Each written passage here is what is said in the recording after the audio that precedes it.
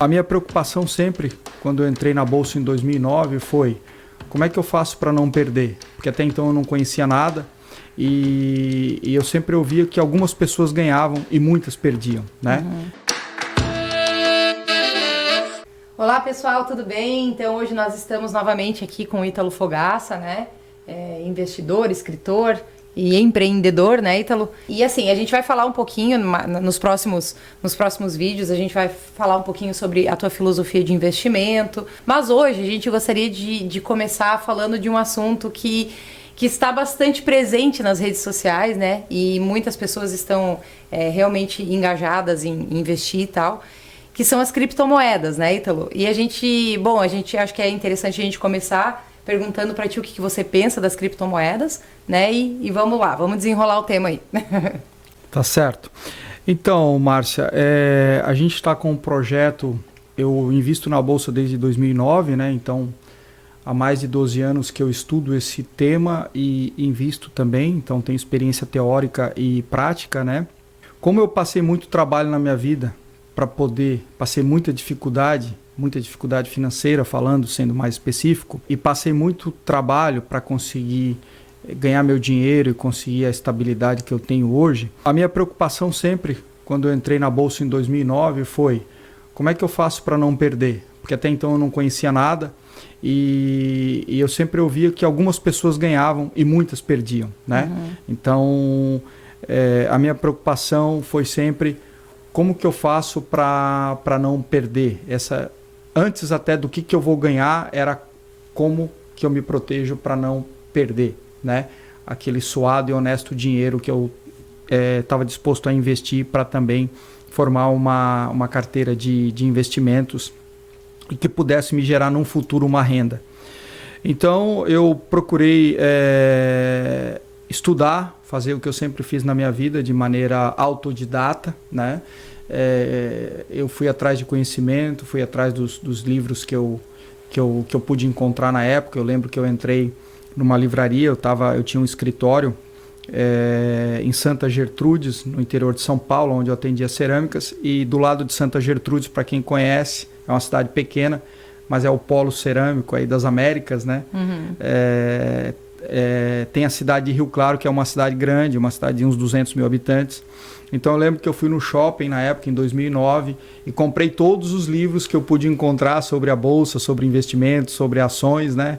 Eu devo ter comprado uns R$800 de livro na época, vim com uma pilha grande e comecei a ler, estudar e ver aquilo que fazia sentido, aquilo que não fazia sentido. E a partir dali eu fui refinando o meu conhecimento nessa área e eu procurei me referenciar em quem?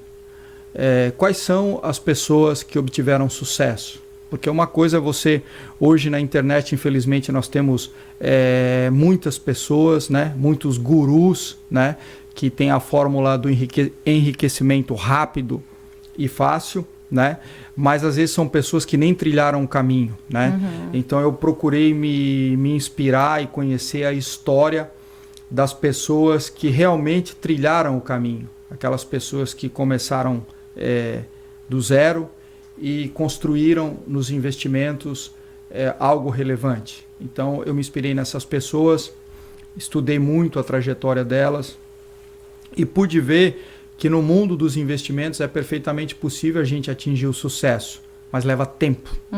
Leva tempo. Fazendo uma comparação, todo mundo gosta de uma sombra num dia quente. Uma sombra é quase como um ar-condicionado natural, né? Tu tá no sol e de repente tu vai para debaixo de uma árvore, como se tu entrasse em outro ambiente, né?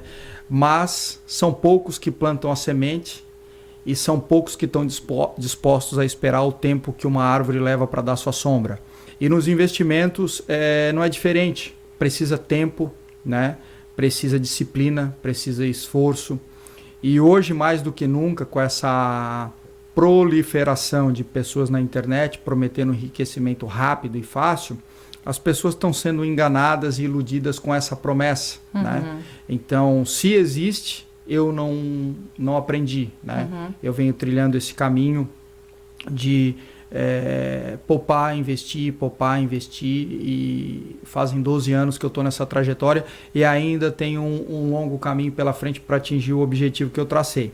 Falando da questão das criptomoedas, é importante a gente separar as coisas aqui, Márcia. É importante a gente separar o que é a tecnologia por trás das criptomoedas, o blockchain, que é uma tecnologia boa e é um caminho sem volta e que pode ser usado para outras coisas, né? Não só para essa questão do dinheiro ou de uma moeda digital, né?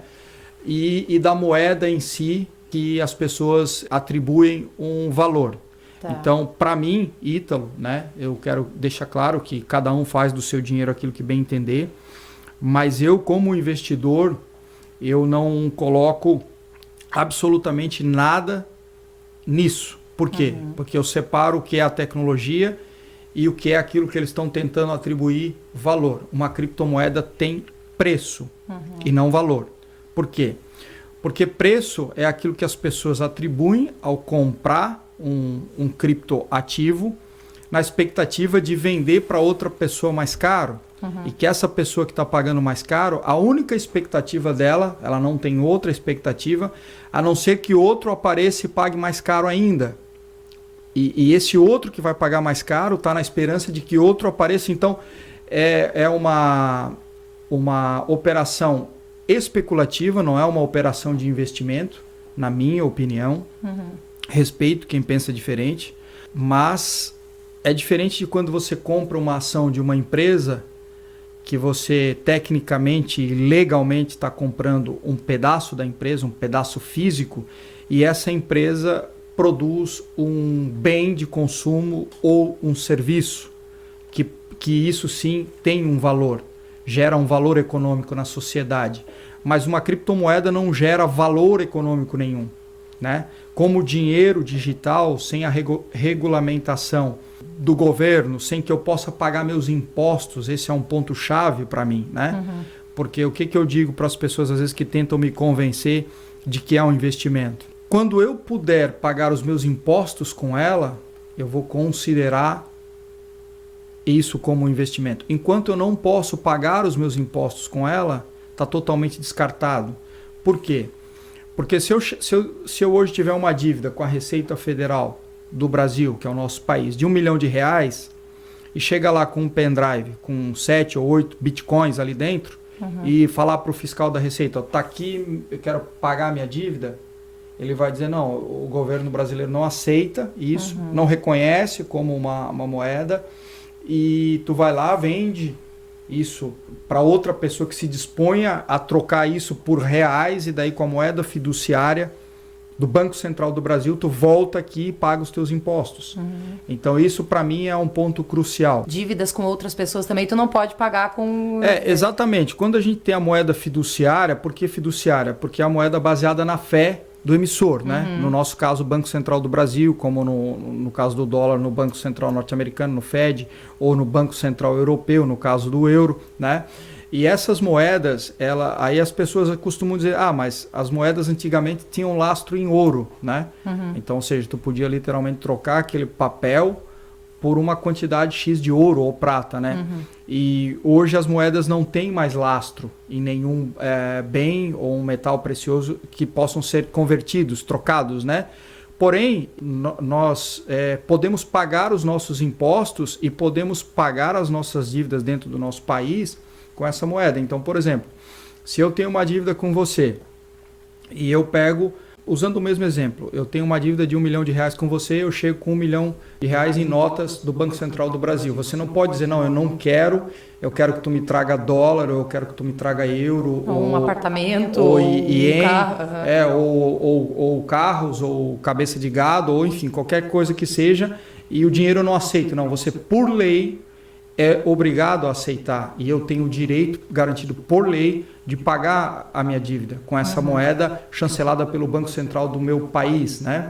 Uma coisa que hoje, com a falta de regulamentação e leis e a chancela dos bancos centrais, eu não consigo fazer com as chamadas criptomoedas, né? Os chamados criptoativos.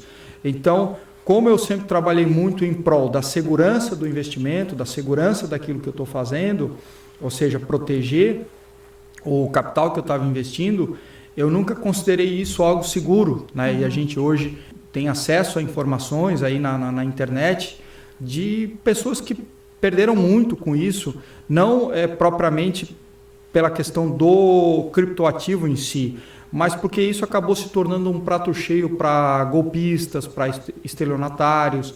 Essa irrastreabilidade das criptomoedas fomenta muito essa questão obscura, criminosa, né, onde as pessoas te vendem, às vezes, uma promessa de investimento envelopado nesses criptoativos, que no final é apenas um esquema Ponzi, uma pirâmide financeira, alguma coisa tentando te dar um golpe. Mais uma vez, quero deixar claro que a tecnologia do blockchain, né, eu tenho estudado muito, fazendo aquilo que eu sempre fiz na minha vida. Quando eu não entendo de algo, eu vou atrás de informação para mim saber aquilo que eu estou falando e falar com propriedade. A tecnologia, ela é muito boa, a tecnologia do blockchain. Usando como exemplo, hoje eu tenho alguns processos de patente de alguns produtos que eu venho trabalhando, e para mim hoje conseguir saber se o produto que eu estou desenvolvendo ele tem alguma anterioridade de patente ao meu pedido, eu tenho que fazer uma pesquisa na base de dados do INPI, e se eu tiver a intenção de registrar em outros países, eu tenho que fazer uma pesquisa numa base de dados de outros países. Então, se eu quero, por exemplo, registrar esse produto lá na China, eu tenho que fazer uma pesquisa na base de dados do Banco Chinês de Patentes ou no Banco Mundial de Patentes, mas é um processo um tanto delicado, é um processo que você realmente tem que se certificar, se não existe nenhum pedido de patente que possa conflitar com o teu. Imagina a tecnologia do blockchain, onde a gente registra um pedido de patente interligado em computadores em todo o mundo, que podem validar se existe uma anterioridade àquele pedido ou não, como uma marca, por exemplo, também, né, um registro de marca.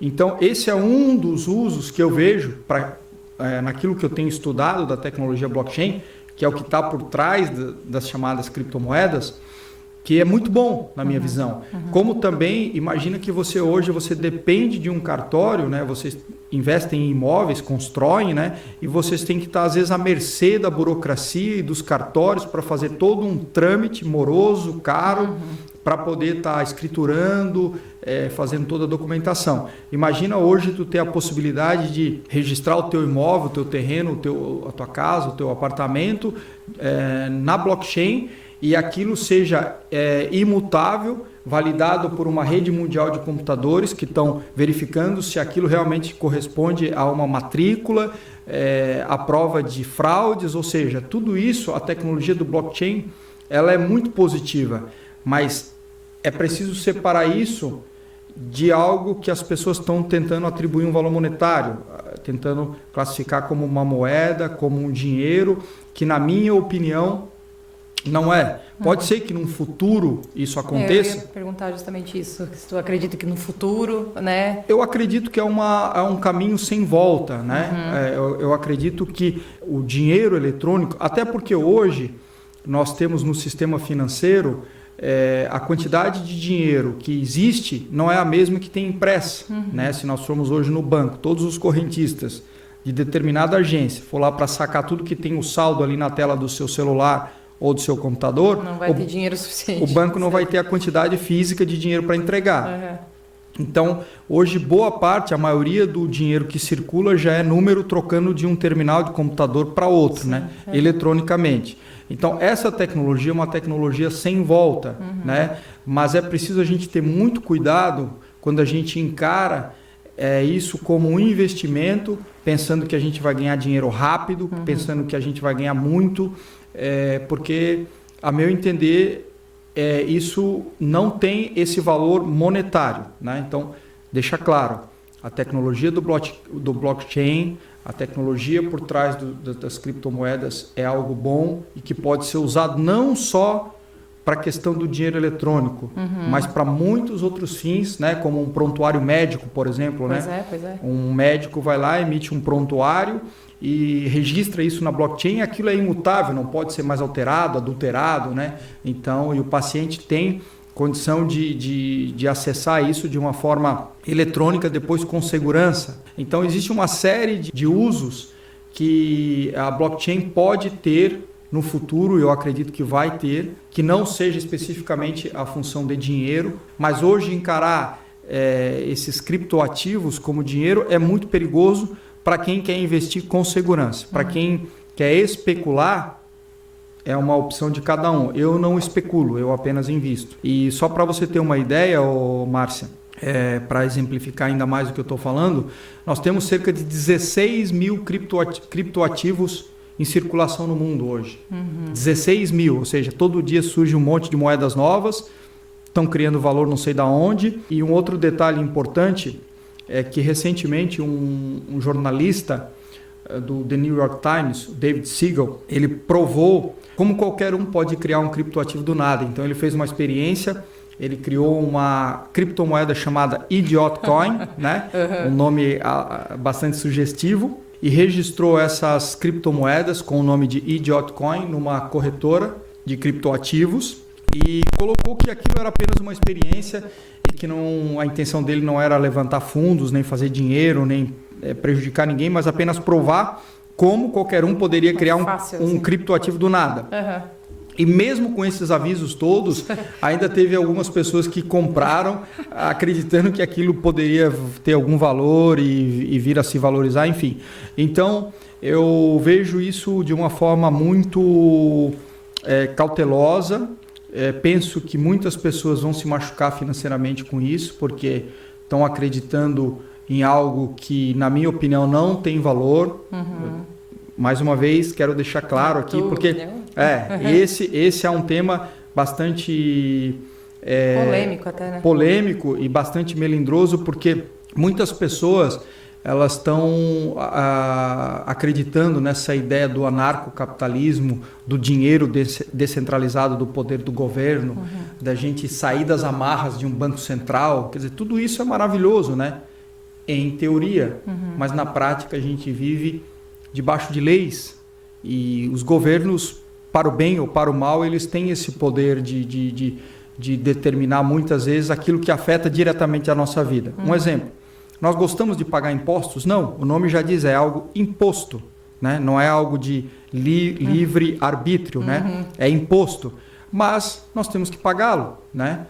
Para isso nós temos policiais nas ruas, nós temos professores nas escolas, nós temos médicos nos hospitais, que mesmo que o governo não faça um uso muito bom dos nossos impostos, mas a gente tem o mínimo de segurança, de educação, de saúde, o mínimo, né?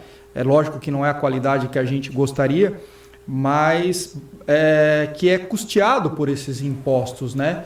Então, seria uma utopia a gente amanhã querer dizer não pago mais imposto, eu emito meu dinheiro, ou o dinheiro é uma transação de mim para a Márcia, da Márcia para o fulano ou para o ciclano.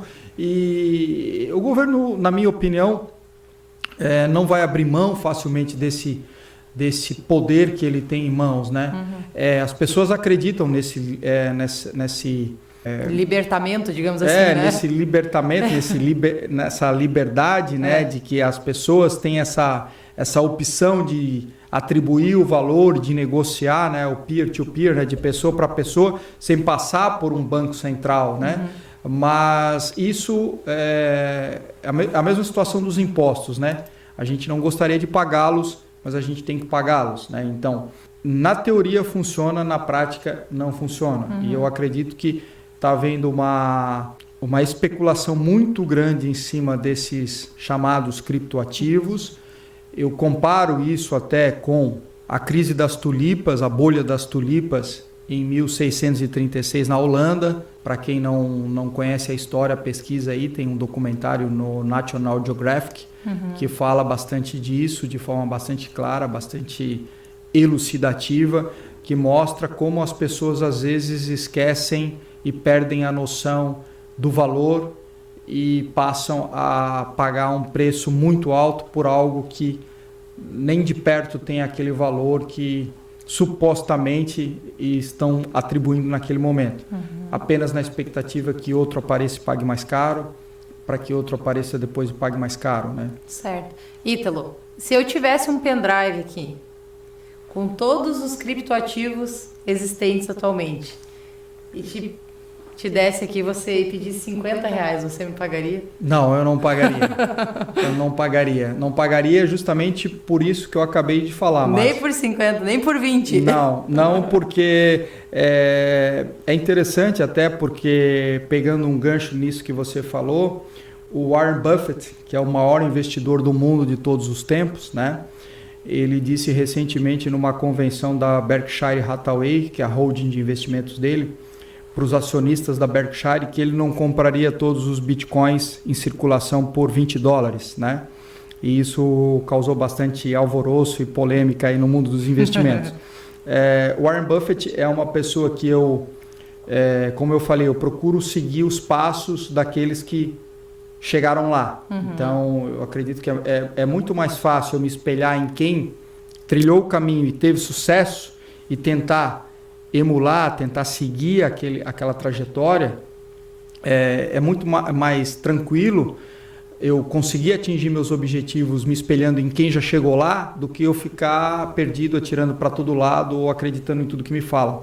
E Warren Buffett é uma pessoa que eu estudo há anos, é uma pessoa cuja filosofia de investimentos eu espelho muito a minha, né? Investimento em valor, avaliar negócios aonde tu possa te considerar, no caso do mercado acionário, um pequeno dono de boas empresas que estão há décadas aí no mercado, produzindo seus produtos, seus serviços, dando lucro, gerando valor para a sociedade. Então, o Warren Buffett falou recentemente isso, né?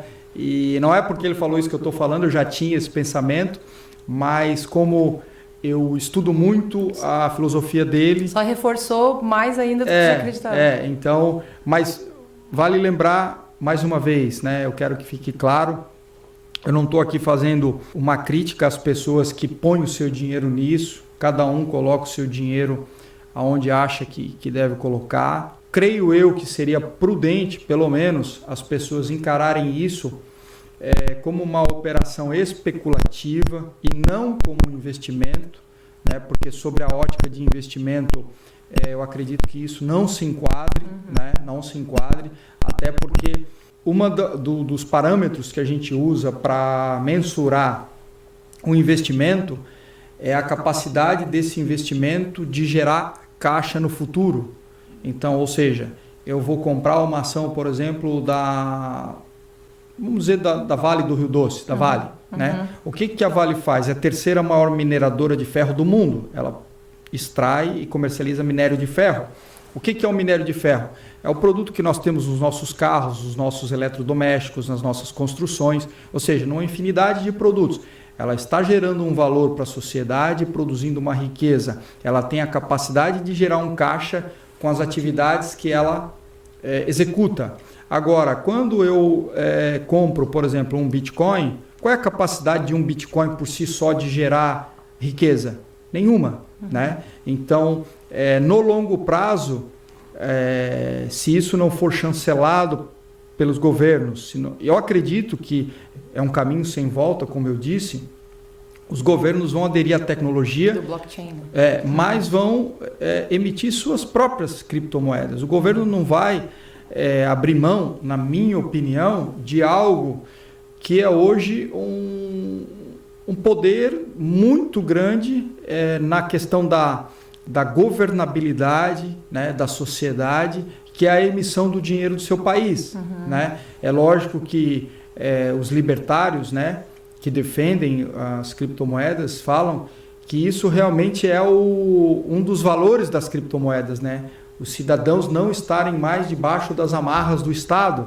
Mas é como eu falei, eu também gostaria de não estar debaixo dessas amarras, né? Mas infelizmente a gente vive sob leis e a gente não consegue até mudar isso, consegue, mas a sociedade vem ao longo de milhares de anos formando esse guarda-chuva de leis, de ordem da sociedade. Então, a gente não vai conseguir simplesmente obrigar o Estado a abrir mão daquilo que é uma fonte de poder muito grande para eles, né? E agora falando um pouco a favor da tecnologia blockchain, né? Que é uma das coisas que os defensores, né, falam muito. Que é essa questão da moralidade da sociedade, das pessoas, da humanidade como um todo, a própria tecnologia do blockchain ela é blindada quanto a isso. Por quê? Porque a partir do momento que as transações são feitas de pessoa para pessoa, existe uma rede de computadores no blockchain validando isso e conferindo para saber se a Márcia tinha 10, teoricamente vendeu 2.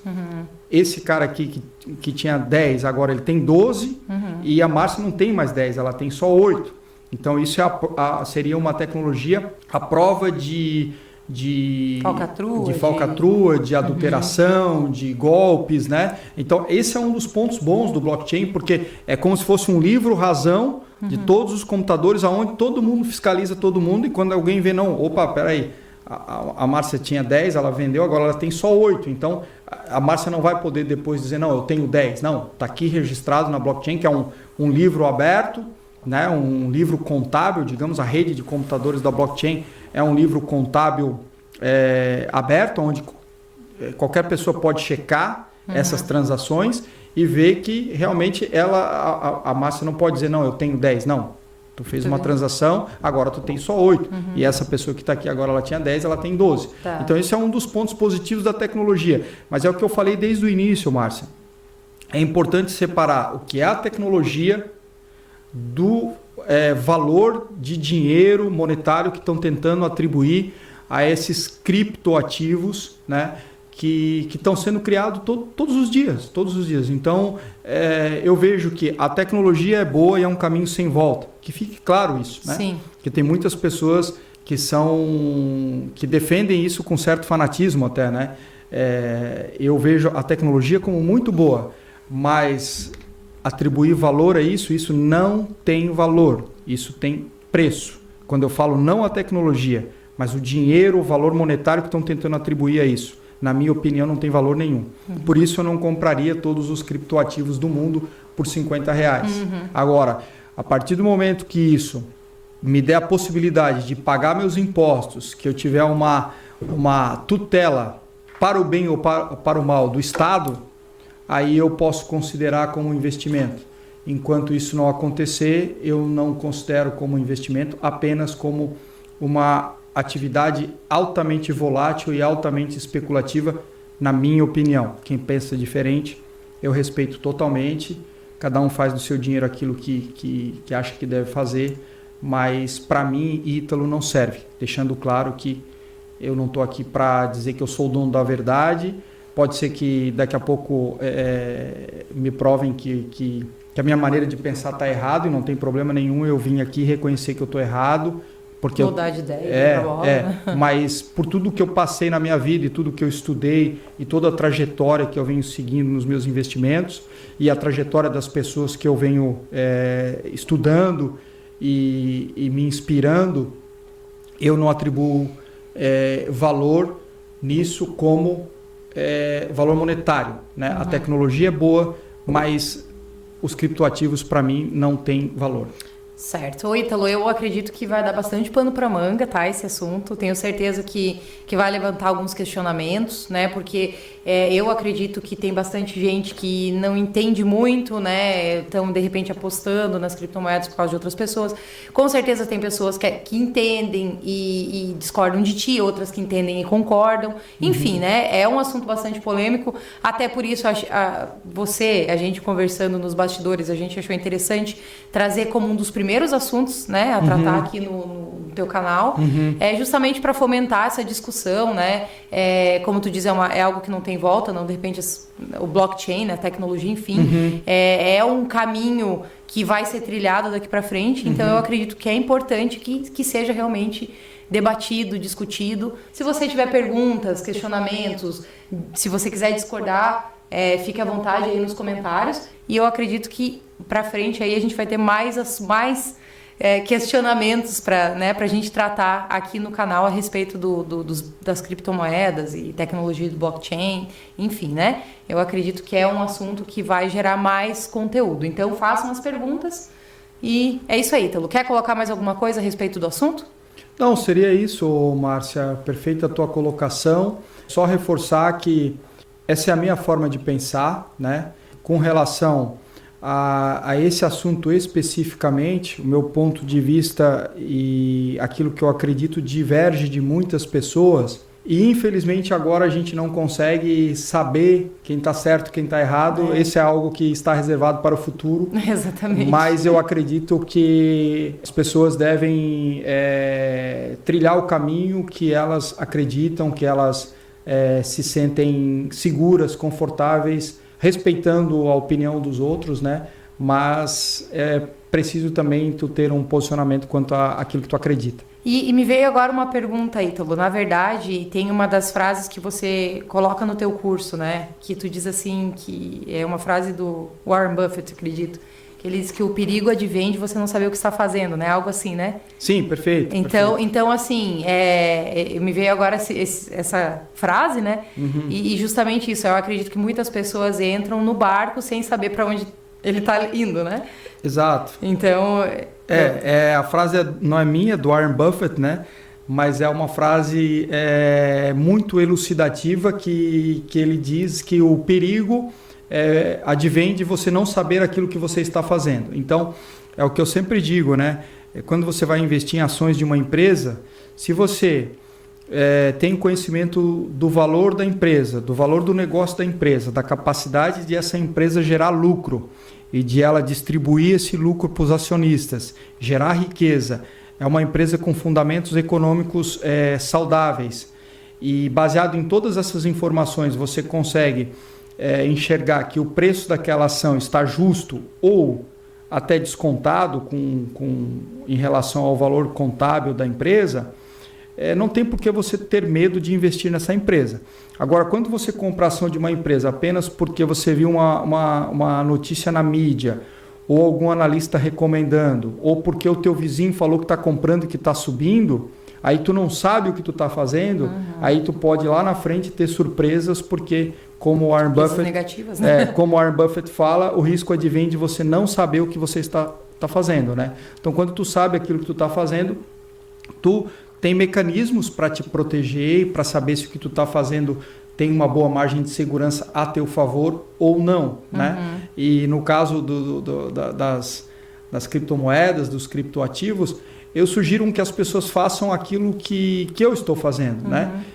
Leiam, estudem, peguem os contrapontos. Isso é inclusive eu estou agora, eu comprei alguns livros e estou focado em estudar a parte dos defensores da tecnologia, Sim. porque eu quero também entender o outro lado, né? Mas por enquanto eu procuro seguir aquele caminho de investir em negócios capazes de produzir um bem ou um serviço para a sociedade e que isso gere um valor econômico e eu, como investidor desse negócio, eu tenho a minha pequena participação nisso. Outras operações eu considero especulativas e, para mim, Ítalo, não serve. Certo. Muito bem. Acho que por hoje é isso, né, Ítalo? Então, não se esqueçam, né, de curtir, de compartilhar, de fazer os comentários, né?